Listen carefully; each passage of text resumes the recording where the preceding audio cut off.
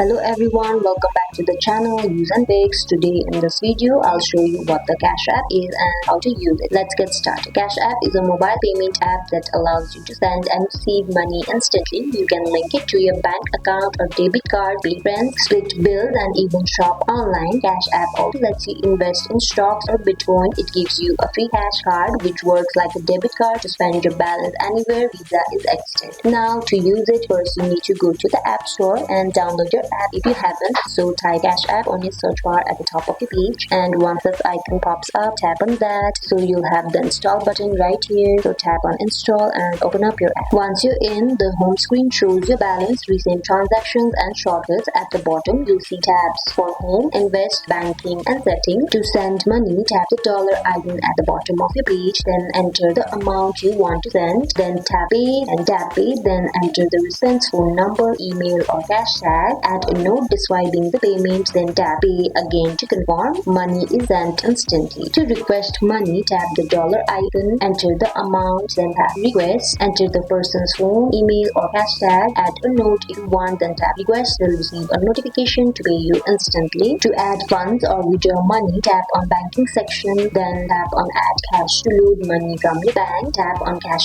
out to transfer money to your bank account. You can also choose standard 1 to 3 business days or instant for small. To cash card and extra features, tap cash card to order a Visa debit card linked to your Cashapp balance. Tap invest to buy stocks or Bitcoin, which is optional. You can use boost on your cash card for discount at restaurants or stores. And that is how you can use the Cashapp to send money, request funds, add or withdraw cash, and even use the cash card. If this video helped, please like, subscribe and comment which app tutorial you want next. Thank you for watching. Bye.